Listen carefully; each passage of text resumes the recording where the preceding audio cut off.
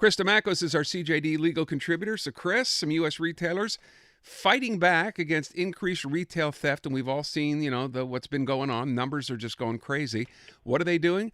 They're equipping their employees with body cams. So let's start with that. First of all, from a legal perspective, how much of a potential problem does this pose? It poses many potential problems. First of all, just to get an image of what's going on, imagine the type of employees that you see working at these major retailers, and they're training them on how to position their body with a body cam so they can film and try to capture what's going on with the theft. First of all, it's putting some of the employees in danger because they're getting close there. But I can only imagine visually what that looks like. But that being said, to answer your question about the legalities, especially here in Canada, the only time an employer can video record what an employee does is when the situation merits it in terms of severity and in terms of necessity. Anytime you can avoid doing that, the courts have encouraged that employees do not get filmed. It is an intrusion on your privacy, so they opt out of that unless it's absolutely necessary.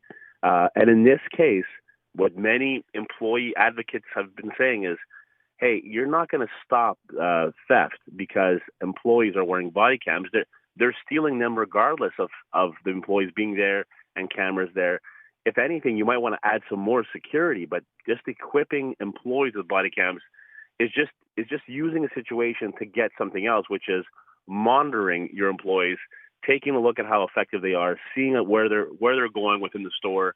And it's, the premise is theft, but what the advocates are saying is employers are just trying to monitor their employees and seeing what they're doing during their shift and potentially getting rid of those that are not effective. So yes, absolutely, there's going to be some legal challenges with this, but again, the more we go, the more we see companies requiring more monitoring, more information on how their employees perform, what they do during the hours.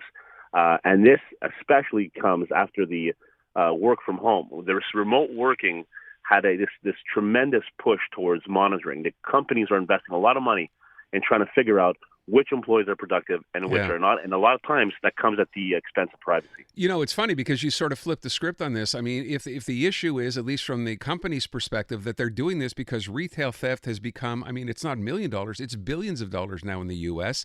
It's organized crime doing this. They're trying to do whatever they can to protect themselves. So their argument is, well, we're going to give body cams to our workers. That way we'll have an idea, perhaps a better idea, of who was stealing from us. Not the employees necessarily, but you're sort of saying, you know what, at the end of the day, this is also them checking on their own employees. Well, that's what people are saying. And the question always is, well, if the people who are doing the theft, are they concerned about being filmed? And what most criminologists are saying is that it doesn't really matter.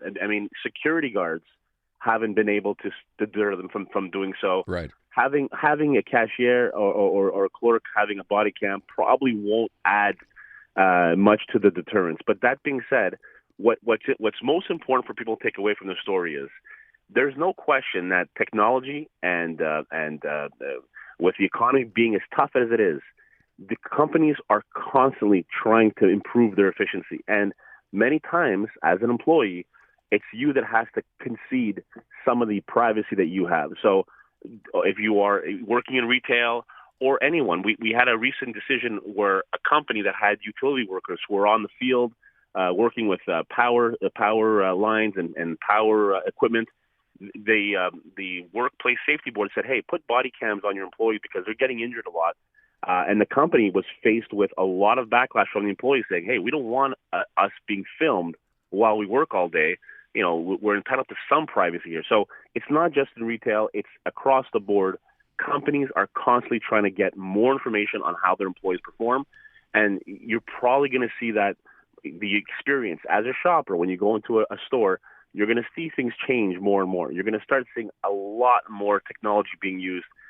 Even as you, as a shopper, they're trying to collect information on you as well. So we're going down that path. There's no question about it. And technology seems to be winning the battle between privacy and, information. And it looks like technology keeps winning these fights. It's interesting, Chris. I'm thinking as you're describing this, I think to myself, if you're that retailer, don't you sort of have, if this was to go to court, you have a concern or responsibility almost to know what the people who are on your payroll are actually doing while they're supposed to be working. Is that a winning argument or not?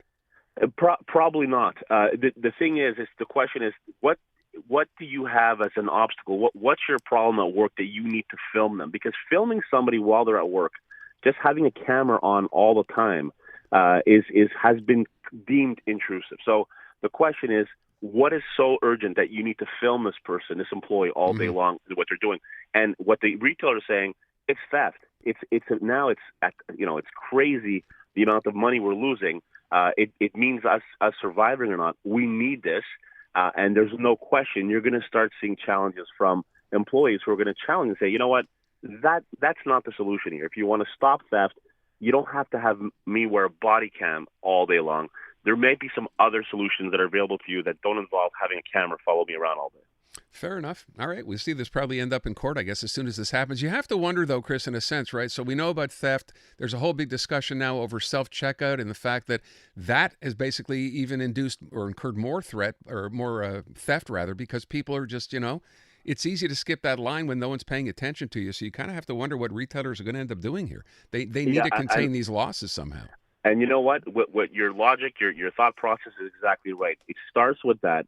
And there's no question that retailers are not stupid. They know that they're losing money there.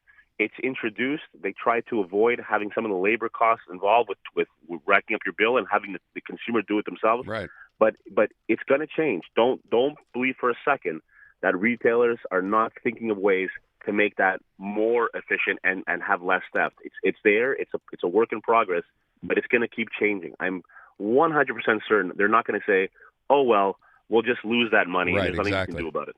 Yeah. Chris Dimakos, our CJAD legal contributor. Thank you, Chris. Thanks, Aaron. All right.